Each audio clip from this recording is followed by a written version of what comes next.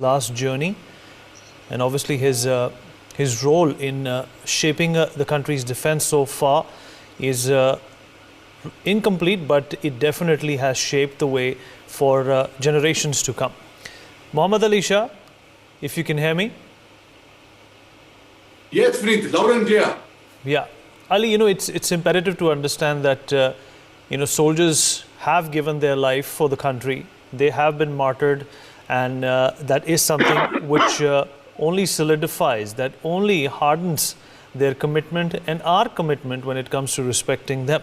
But let's also talk about the women who have, been around, who have always supported our Jawans and our generals and our soldiers in every phase of life. General Vipin Rawat was not alone on this journey.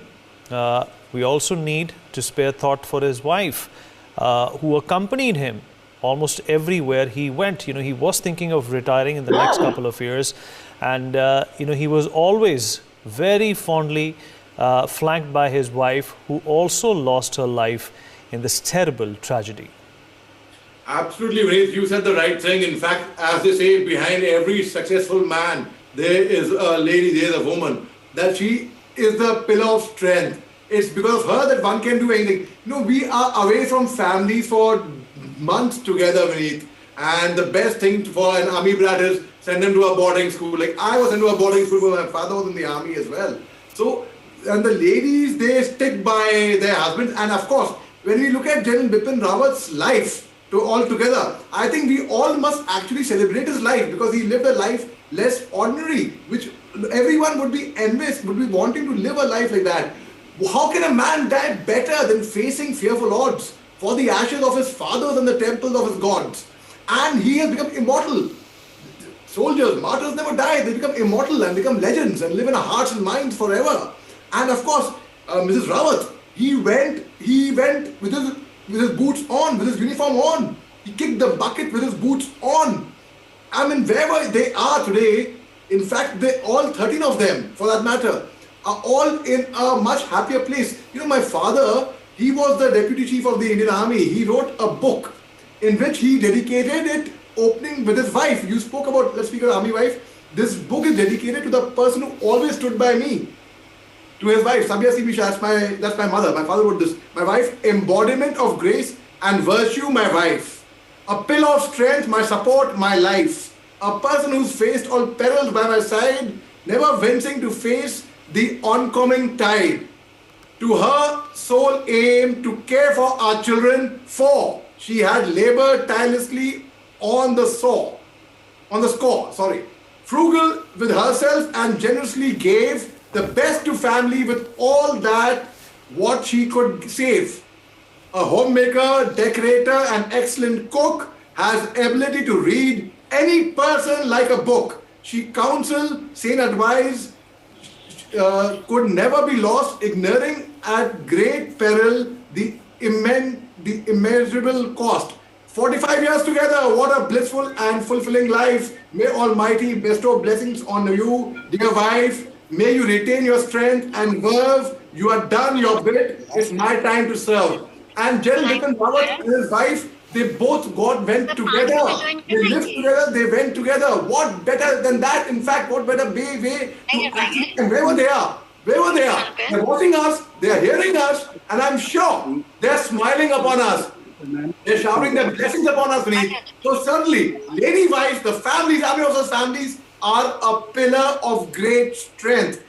Okay, Ali, let's also give a thought out, to the PSOs, the JCOs, who tirelessly make the entire system, the entire ecosystem of defending the nation so seamless. And even in this terrible accident, in this tragedy of mammoth proportions, General Vipin Rawat was flanked by that same fervor, that same feeling and emotion of serving the nation through General Vipin Rawat.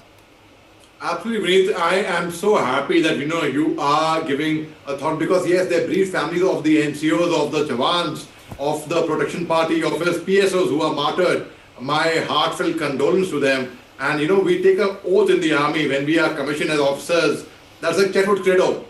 The safety, honor, welfare of your country comes first, always and every time.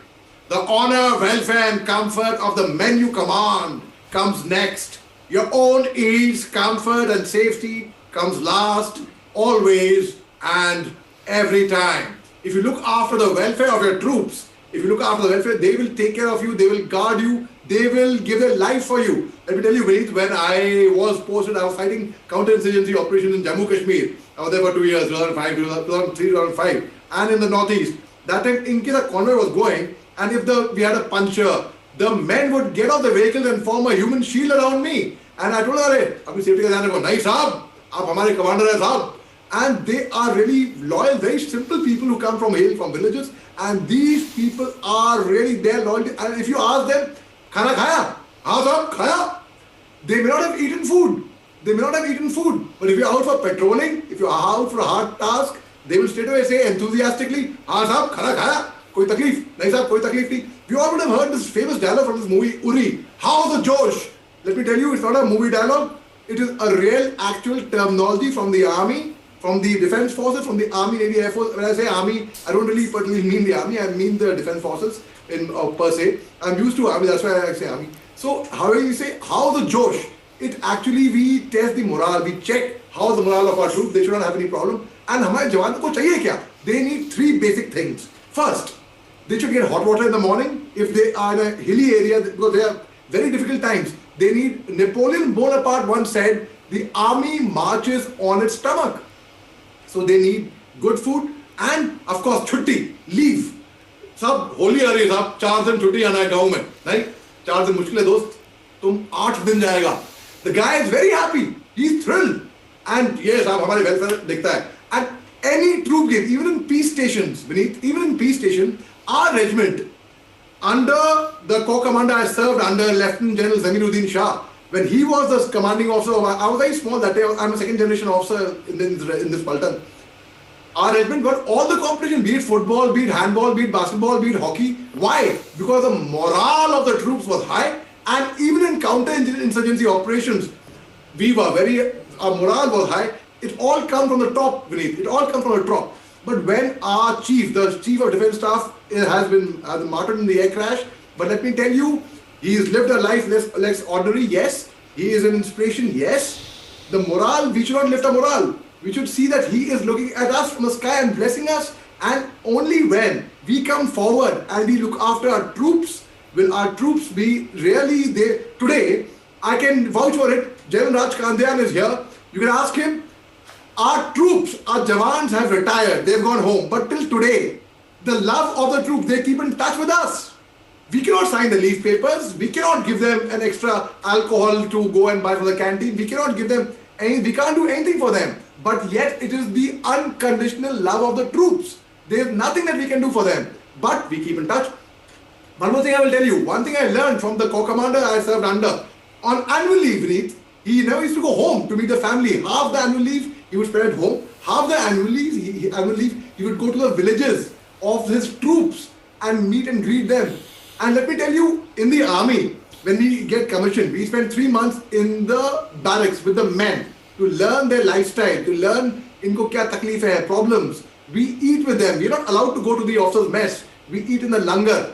We get to learn and study everything about the parade state of the military vehicles, of the troops, of every single thing. So yes, it is the men who stand by us. And the same thing, I will tell the people in the civil area, your backbone, this is for people who are not in the military, your backbone are the people who look after your drivers, your gardeners, your staff, your cooks. People, they look after you, you look after them.